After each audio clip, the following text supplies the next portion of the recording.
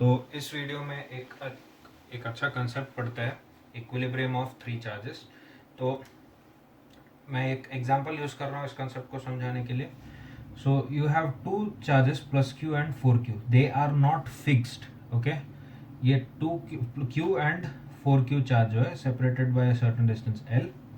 Now you need to find the position, nature and magnitude of a third charge. एक तीसरा charge capital Q को लाना है so that all the three charges are in equilibrium. Okay, तो इसको देख, इसको कैसे सॉल्व कर सकते हैं और इसमें से क्या की पॉइंट्स मिल जाएगा वो देखते हैं।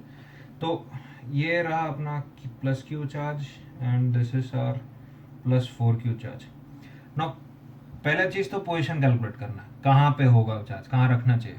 ठीक है, तो अगर समझो कि मैं इस चार्ज को, क्यू चार्ज को यहाँ रखता हूँ, तो ये प्लस क्यू क्या करेगा उसको, and I don't know the nature of this charge. So let's say वो रिपेल कर रहा है, तो ये इसको ऐसे फोर्स लगाएगा, ये इस पे ऐसे फोर्स लगाएगा, तो you could directly see that this is not in equilibrium.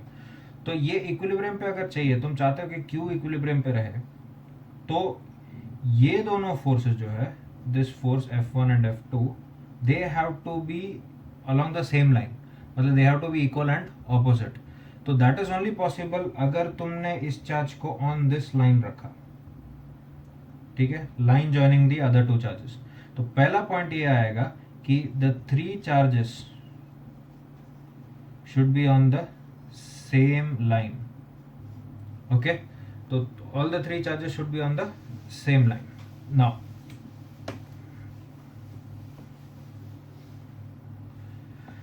अब ये वापस आता है, ये है अपना प्लस क्यू, ये है फोर क्यू, एंड यहाँ पे कहीं पे अपने को कैपिटल क्यू को रखना है। ठीक है, तो देखो अब इस लाइन पे तीन रीजन है, रीजन 1, 2 एंड 3। तो इन तीनों रीजन में से कहाँ रख सकते हैं वो देखते हैं। ऑलराइट, नाउ सबसे पहली बात ये समझना है कि ये Q और ये 4Q एक दूसरे पर रिपेल कर रहा है। तो ये जो Q है, ये Q है, वो 4Q को क्या कर रहा है, रिपेल कर रहा है। ओके, तो थर्ड चार्ज को कहाँ रखना होगा, ऐसे रखना होगा सो दैट 4Q को वो क्या करे, अट्रैक्ट करे, या फिर ऐसे रखना होगा कि उसके वजह से जो फोर्स है that should be in this direction. Okay, तो अगर मैं रीजन 1 में रखता हूं, तो देखो क्या होगा कि इधर अगर मैं कैपिटल क्यू को रखता हूं, एंड लेट्स से ये भी पॉजिटिव है, तो देखो एक बहुत इंपॉर्टेंट सा पॉइंट ये है कि तीनों चार्जेस का जो नेचर है वो सेम नहीं हो सकता। अगर तीनों चार्जेस का नेचर सेम होगा तो सब एक दूसरे को रिपेल करेंगे और सारे के सारे एक दूसरे से भाग जाएंगे। ठीक है, तो one of them has to be negative. तो ये जो अगर देख सकते हैं कि ये दोनों पॉजिटिव है, तो क्यू क्या होगा, नेगेटिव ही होगा। तो ये चार्ज क्या होगा, माइनस क्यू। अब इसको माइनस क्यू रखता हूं, तो देखो ये प्लस फोर क्यू को क्या करेगा, अट्रैक्ट करेगा, फाइन। ये क्यू क्या कर रहा है, रिपेल करेगा, वो भी कोई प्रॉब्लम नहीं। But look at this one, इसको फोर क्यू क्या कर रहा है, रिपेल, और ये माइनस क्यू भी क्या कर रहा है, अट्रैक्ट कर रहा है। दोनों का फोर्स का डायरेक्शन क्या हो गया, सेम। इसका मतलब ये जो चार्ज है वो इक्विलिब्रियम पे नहीं आएगा अगर आपने माइनस क्यू को रीजन 1 में रखा। नाउ सेम लॉजिक से यू कैन एलिमिनेट रीजन 3। अगर रीजन 3 पे रखोगे तो कोई एक चार्ज होगा, जैसे in that case plus 4Q charge होगा, जिसपे दोनों फोर्स का डायरेक्शन एक ही तरफ होगा। ओके, सो कहाँ पे रखना होगा चार्ज को, रीजन 2 पे। ओके, तो रीजन 2 पे रखते हैं। तो इधर से एक बहुत इंपॉर्टेंट सा पॉइंट ये मिलता है कि एक्सट्रीम चार्जेस, जो एक्सट्रीम पॉइंट्स पे है चार्जेस, एक्सट्रीम चार्जेस का जो साइन होगा वो सेम होना चाहिए, सेम साइन। ओके, मतलब if you have a 3 particle system and you want all the 3 charges to be at equilibrium, पहला पॉइंट तो क्या है कि लीनियर होना, कोलिनियर होने चाहिए, सारे पॉइंट्स, सारे चार्जेस जो है एक ही लाइन पे होने चाहिए। दूसरी बात, जो एक्सट्रीम पे जो चार्जेस है, अगर वो दोनों पॉजिटिव है तो बीच वाला क्या होगा, नेगेटिव। ठीक है, और अगर ये दोनों नेगेटिव है तो ये बीच वाला क्या होगा, पॉजिटिव। तो एंड मैंने ये भी पॉइंट बता दिया कि all three can not have the same sign, क्योंकि दैट इज क्वाइट ऑब्वियस कि सब एक दूसरे को रिपेल करेगा एंड सब भाग जाएंगे एक दूसरे से, तो someone should be holding that. तो attractive and repulsive forces involve होंगे। ओके, तो एक्सट्रीम चार्जेस क्या हो गए, सेम साइन। ऑलराइट, अब coming back to this question, जो गिवन क्वेश्चन था, क्या था क्वेश्चन कि ये प्लस क्यू चार्ज है एंड यहाँ पे 4q चार्ज है, दोनों पॉजिटिव। तो एक चीज पता चल गया, इनके बीच में कहीं होगा, और वो जो चार्ज होगा उसका नेचर क्या होगा, नेगेटिव। ठीक है, तो ये क्या हो गया, -q चार्ज, नेचर पता चल गया। ठीक है, अब ये डिस्टेंस को लेट से हम लोग x लाम दे देते हैं। ठीक है, अभी हमें पोजीशन कैलकुलेट करना है। ये डिस्टेंस हम जानते हैं कि l है, this is been given to you. अब पोजीशन निकालने के लिए लेट से इसको इक्विलिब्रियम पे लाते हैं, तो -q को इक्विलिब्रियम पे लाए तो force on -q by +q should be equal to force on -q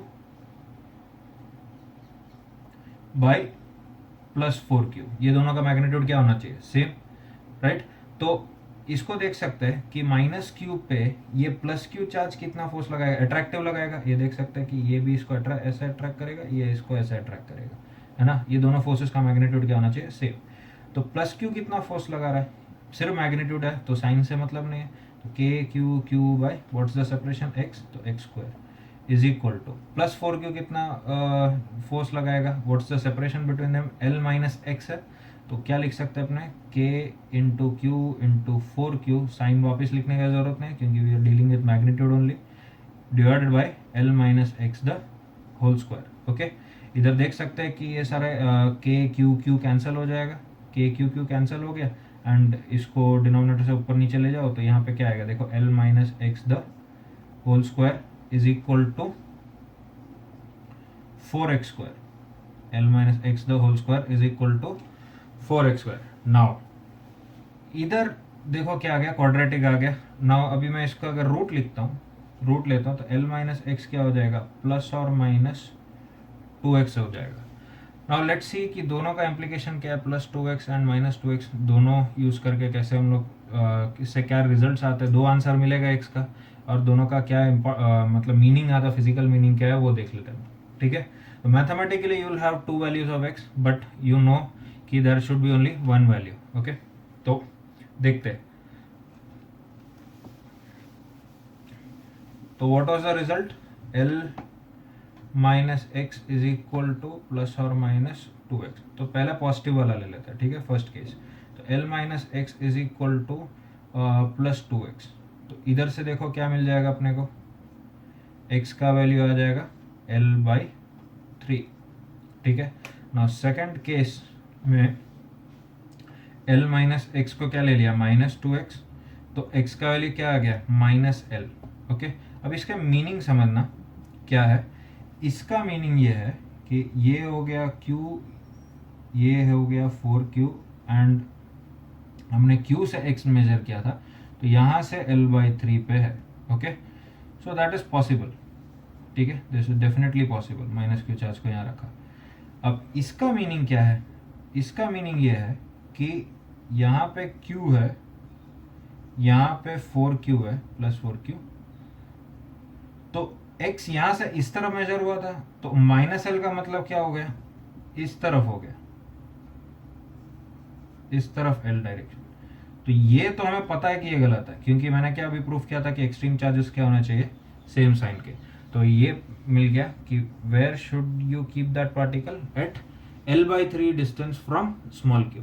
okay, तो अब इधर से देखो एक और इंपॉर्टेंट पॉइंट आता है। एक और इंपॉर्टेंट पॉइंट क्या आ रहा है कि ये q है, ये 4q है एंड ये q से l/3 डिस्टेंस पे है ना, -q को रखा, तो यहां से कितना डिस्टेंस होगा, 2l/3। तो ये -q किसके पास है, इन दोनों में से छोटा कौन है, इसमें। ठीक है, तो यहां से इंपॉर्टेंट टेक अवे पॉइंट क्या है, equilibrium position will be near the smaller charge. ठीक है, equilibrium position will be near the smaller charge. अब देखो, अभी हमने ये तो प्रूफ कर दिया कि किधर रखना होगा. अब ये पता लगाना है कि इसका मैग्नीट्यूड क्या होगा. ठीक है, नाउ देखो 3 चार्जेस है, plus Q minus Q plus 4q. Okay, अब ये प्लस 4q इस पे फोर्स लगा रहा है, let's say F1. Okay, and minus Q क्या लगाएगा, इस पे फोर्स लगाएगा F2 फॉर एग्जाम्पल. तो अगर माइनस क्यू प्लस क्यू पे F2 फोर्स लगाएगा तो ये उस पे भी क्या फोर्स लगाएगा, F2. मैं मैग्नीट्यूड के टर्म्स में लिख रहा हूँ, तो मैंने उसका ये लिख सकते, इसको F2 वेक्टर लिखे तो ये माइनस F2 वेक्टर हो जाएगा. ओके, नाउ अगर Q पे प्लस 4Q क्या लगा रहा है, F1, तो Q इस पे क्या फोर्स लगाएगा, सेम F1 फोर्स लगाएगा, न्यूटन्स थर्ड लॉ है ना. एंड लेट्स से कि ये दोनों एक दूसरे को अट्रैक्ट कर रहे हैं बाय फोर्स F3. ओके, तो इधर से देखो बहुत इंपॉर्टेंट सा पॉइंट ये आता है कि फर्स्ट अगर प्लस क्यू को इक्विलिब्रियम में चाहिए तो F1 should be equal to F2. I am talking about magnitude. ठीक है, माइनस क्यू इक्विलिब्रियम पे चाहिए तो F2 should be equal to F3 and plus 4Q चाहिए तो F3 should be equal to F1. अब इस क्वेश्चन में तुमको ये स्पेसिफिकली बोला गया था कि तीनों चार्जेस को इक्विलिब्रियम पे लाना है. तो अगर तीनों चार्जेस को इक्विलिब्रियम पे लाना है तो तीनों पे जो फोर्सेस लग रहे हैं उनको इक्वेट करने पड़ेंगे. But you can avoid that because if you look at this thing कि अगर F1 इक्वल टू F2, मान लो प्लस क्यू के लिए कैलकुलेट किया तो ये मिला, माइनस क्यू के लिए कैलकुलेट किया तो ये मिला, तो थर्ड करने का जरूरत नहीं है क्योंकि F1 अगर F2 के इक्वल है और F2 F3 के इक्वल है तो पक्का F1 F3 के इक्वल होगा ही. तो इक्विलिब्रियम जो है वो सिर्फ दो चार्जेस को अगर तुमने प्रूफ कर दिया, if two charges are in equilibrium तो third charge would also be in equilibrium. Okay, तो यहां से की पॉइंट क्या है कि two charges equilibrium implies all charges are in equilibrium. Okay, all right. अब तो हमने पहले माइनस क्यू जो चार्ज था, ये प्लस क्यू, ये 4Q एंड ये माइनस क्यू, ये डिस्टेंस हमने कैलकुलेट कर लिया L/3. ओके, अब हमने माइनस क्यू चार्ज को ऑलरेडी इक्विलिब्रियम पे रख के वो इक्वेशन सॉल्व कर लिया. तो अभी इन दोनों में से कोई, बाकी दोनों में से किसी एक को करने की जरूरत है. लेट्स से इसको ले लिया, तो इस पे माइनस क्यू कितना फोर्स लगा रहा है, माइनस क्यू कितना फोर्स लगा रहा है, अट्रैक्ट कर रहा है इसको ऐसे, और प्लस 4Q क्या फोर्स लगा रहा है ऐसे. ये F1 था, इसको नाम दे देते F2. ओके, तो F1 should be equal to F2. अब F1 का वैल्यू क्या होगा, KQ into 4Q by what's the separation between them, L. इनके बीच का सेपरेशन तो L है ना, तो L² is equal to F2 कितना है, KQ इंटू कैपिटल Q. देखो माइनस नहीं डाला क्योंकि सिर्फ मैग्नीट्यूड लिख रहा हूँ, divided by what's the separation, L/3 का स्क्वायर. ओके, तो here you can see that यहाँ पे बहुत सारी चीज़ें कैंसिल हो जाएंगे. ये देखो K कैंसिल हो गया, एक Q कैंसिल हो गया, ये L² कैंसिल हो गया. यहाँ पे देखो क्या आ जाएगा, 9 ऊपर गया तो 4Q is equal to 9Q. ठीक है, तो इम्प्लाइज कैपिटल Q क्या हो गया, 4/9 टाइम्स Q. Okay, alright.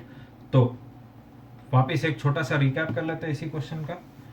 तो पहला चीज क्या पूछा था तुमने, पोजीशन पूछा था. तो पोजीशन क्या है, L/3 from plus Q. Okay, between plus Q and plus 4Q. Okay, उसके बाद क्या पूछा था, नेचर. तो नेचर क्या होगा, नेगेटिव. ओके, उसके बाद क्या पूछा था कि मैग्नीट्यूड. तो मैग्नीट्यूड कितना आया, 4/9 times, sorry 4/9 times Q.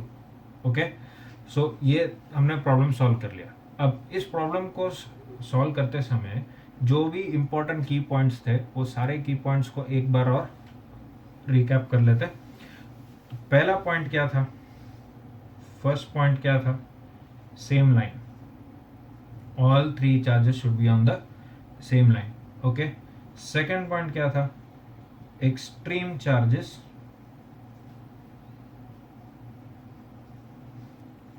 Same sign. Okay, extreme charges should be on the